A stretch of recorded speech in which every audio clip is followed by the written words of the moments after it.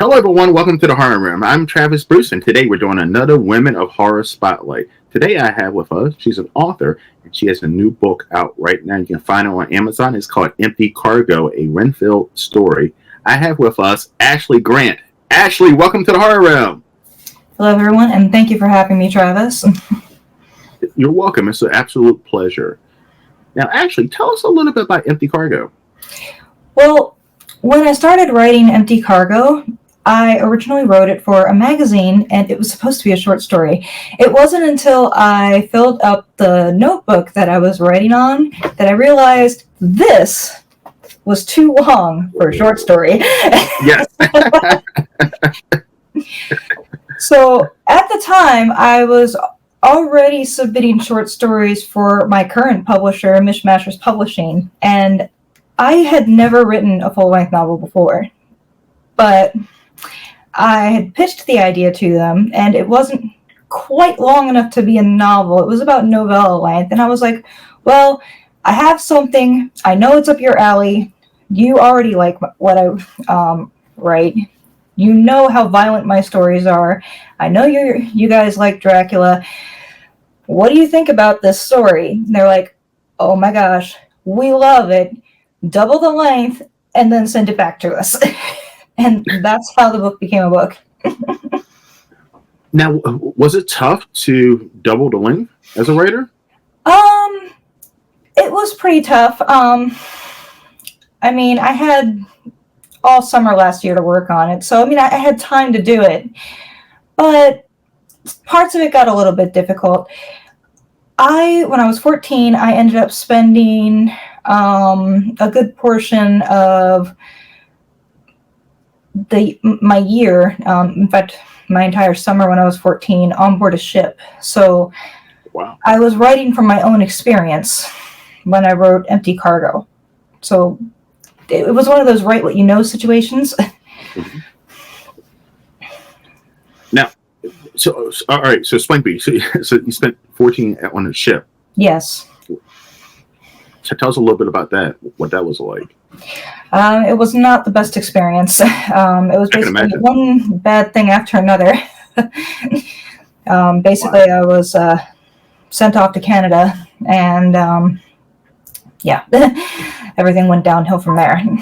And then I spent a very large portion of that summer on the night watch, which is part of where the inspiration for Empty Cargo came, because last year I was in a very difficult situation where I was very stressed out, and one of my outlets is writing.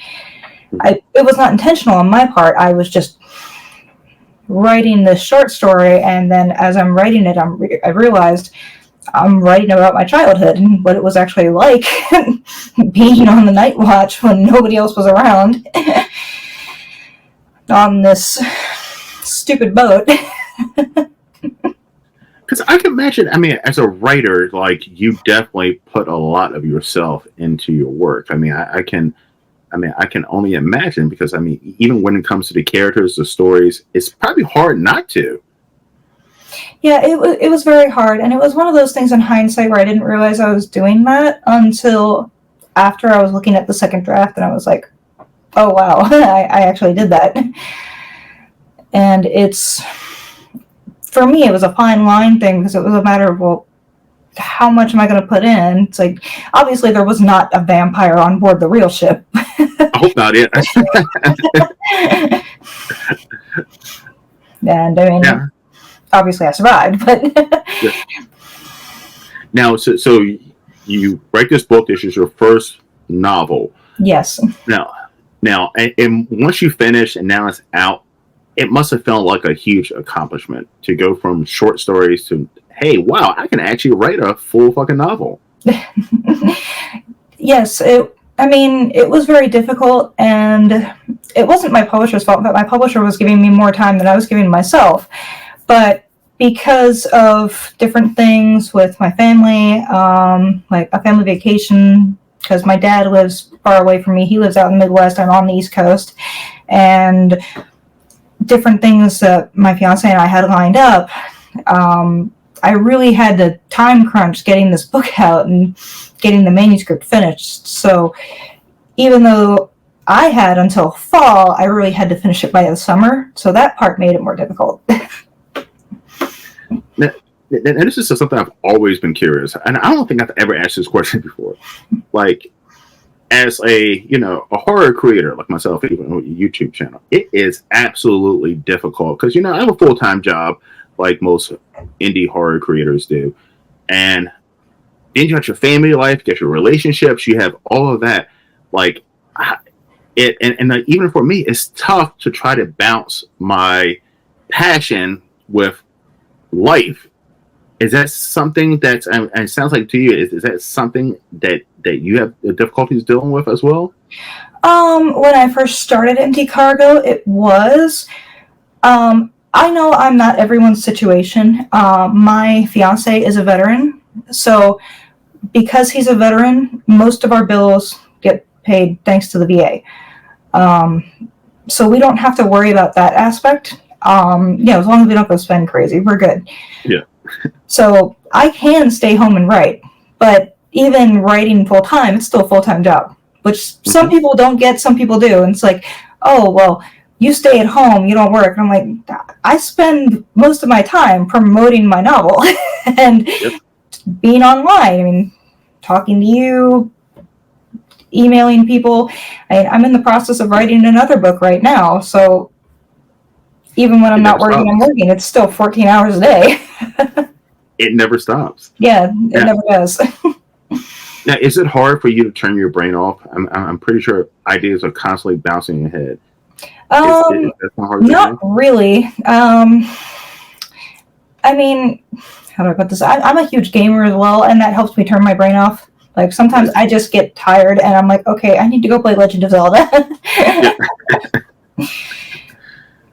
So, okay, that's good. Because, I'm a gamer as well. And, yes, gaming is something that you can turn your head off. Because I would say movies, but I also deal with movies. So, movies have not become, a relaxation day. Oh, me too. Anymore. And, the funny part is a lot of my characters, their descriptions actually come from movies. Empty Cargo.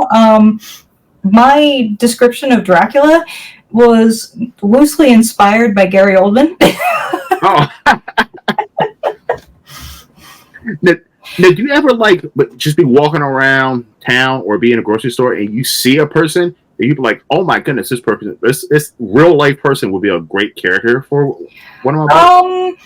I tend to do the opposite. There's only a couple of people. If I put you in my book, it's usually because I know you, and it's either a really good thing or a really bad thing. Usually it's a bad thing if I'm putting you in my book. Now, has anyone ever read your books and was like, actually, is that me? My dad, actually. Yes, my dad has asked me that a couple of times. My novella, which is actually right next to me, this was I published it from my first publisher, who unfortunately, they did not do well only because of COVID. COVID kind of destroyed them. This book, When the Ferris Wheel Lights Are Dead, I based one of the characters very heavily off my dad. And my dad read the book and he was like, did you put me in the book? And I was like, yeah, I did. But he was laughing about it. He knew it was a joke and that it was not, it wasn't anything serious. Even though the character in the book is a circus ringleader and is like this semi-evil poltergeist, he knew that character was a joke and that it was not how I actually saw him. Now you describe your books as violent. You definitely, you say, probably have this violent taste to them. Now, how do you get your brain to get to that violent area when it comes to those scenarios in the book? I am a huge, how do I put this? I'm kind of like an equal opportunist horror fan. Some people are very picky when it comes to horror movies. I am the type where I'll watch almost any type of horror movie where people will be like, well, what do you watch? Oh, I'm not picky. I'll watch Army of Darkness like 10 times in a row. I love Armored Darkness. I'm not picky at all. Like, I watch the dumbest horror movies ever, and people will look at me and like, you watch those movies? Yep. Yep. I'm the same way. I'm the same way. Like, I don't. Well, there's some horror movies that I would never watch again, but I will. I would give any horror movie a shot. I really will. I'll give any horror movie a shot. But some of my if I started doing the rankings of my favorite horror movies of all time, some people would question like, what is he on? Like, he likes that movie? And it's because I just like unique horror movies. Yes, I do love Halloween and Nightmare on Elm Street, the first ones, and even Dream Warriors. But there's some random ones in there that I find great that most people don't.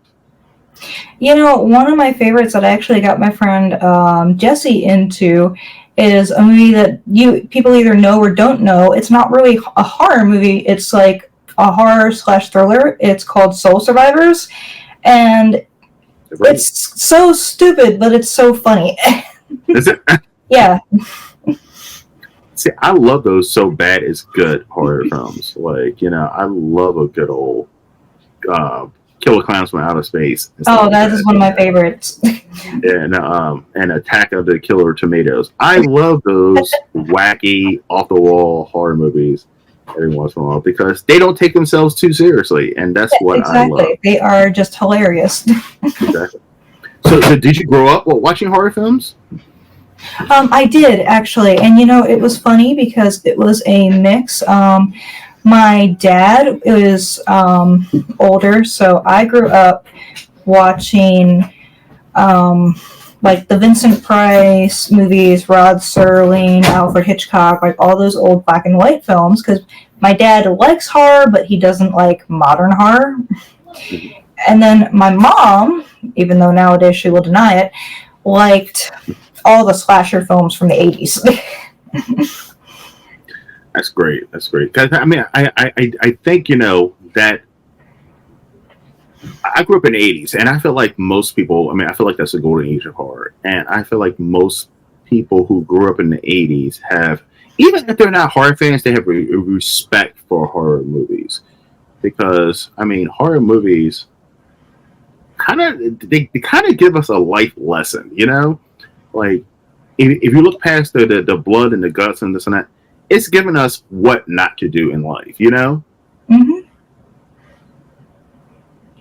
All right. So, Ashley, as you know, this is a horror channel. So I'm going to ask you 3 random horror questions. Okay. You ready? Yep. All right. The first one. What horror character? It could be a villain. It could be a final girl. It could be a good guy. It could be anybody. Which horror character do you feel like you relate to the most?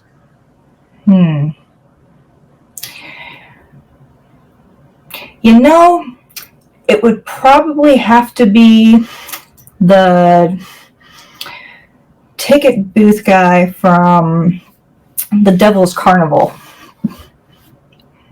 Why is that? Okay, let me hear that. Just because he's one of those characters who he's not in charge, but he's the second in command, and he's the one who's always fixing up the mess that everybody else is making and keeping the show together.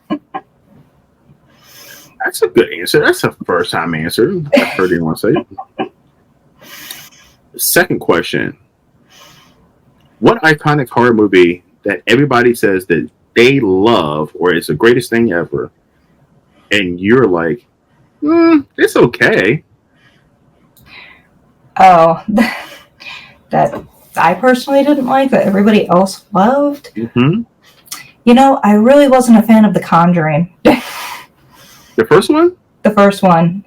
It fell flat for me. I liked the premise of it. I didn't like the movie. See, I like the first 2 Conjurings. Everything after that, the spin-offs, all that, they can keep that. But yeah, the first 2 were pretty good. Conjuring, okay. Final question. What horror series do you think should be put on the shelf? Oh, that's easy. Alien. Like the first Elliot. movies, the first movies are great, Okay. but it's outlived its usefulness. Like I love the original movies. Like give me Yes. like the first four Those two. movies, and I'm good. After that, just go away. Okay, I give you that. So I like the first two. Then yes, everything after that was blah. But I did like the last one. What was that one called? I'm brain for it now. The last LA movie, I did enjoy that one. Yeah, But and now apparently they're coming out with a new one, and it's like, how many of these are you guys gonna make?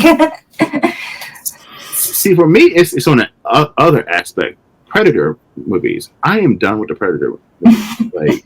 Like they make too much of those, and they're showing up different storylines. Like none of them really connect, and no one has really made a good Predator movie in a while. And I wish. I mean, that is up there with Texas Chainsaw Massacre. I hope. Yeah, I agree. Like again, like I was impressed with the 2000s remake of Texas Chainsaw Massacre, but after that, it's just like no, it's done. Leave it alone. Although I will say, I was surprised by the new Hellraiser remake. I thought that was going to be horrible, and then it was fantastic. I enjoyed it. But the only gripe with that movie, and I might get shit for this, I couldn't stand the main character. She was so annoying. She was so annoying. And I know some people say, well, why do you like her? Because she was a feminist? No, it was just that she was reckless and she didn't care about any of her friends or anybody, their lives at all, you know? And she was just a selfish character. Yeah, I agree. But I loved the villains in the new Hellraiser. I expected that to be a terrible movie, and then it surprised me. It was an amazing movie. I mean, the kills in that movie, the story, yes. The Lady Pinhead was amazing.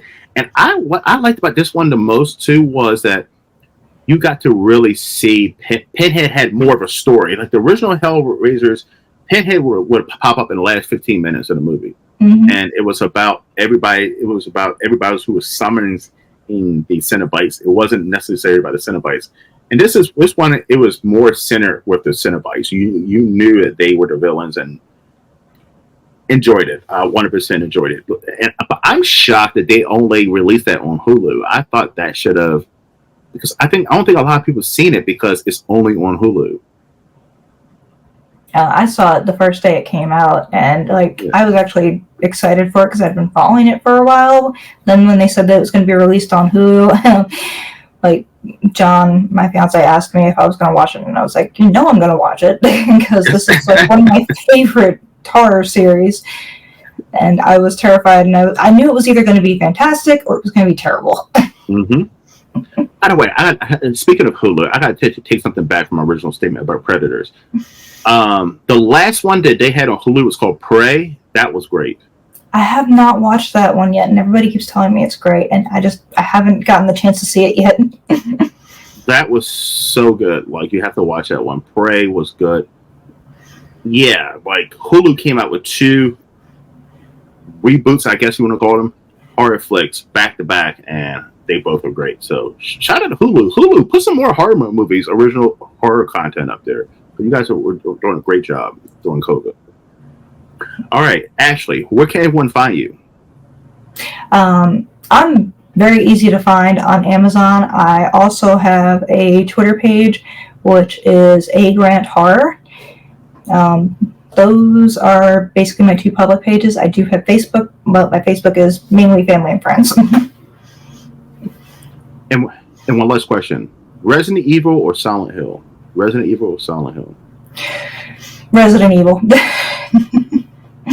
Even though I like Silent Hill, Resident Evil is the OG to me. All right, Ashley, this has been an absolute pleasure having you on. Listen, come on anytime to promote anything you would like. Awesome. Thank you. I look forward to it. Well, everybody, get over to Amazon and grab Empty Cargo, a RENFIELD story. All right, everyone, thank you for coming to the Horror Room. I'm Travis Bruce, and that's Ashley Grant. We'll see you next time. Take care.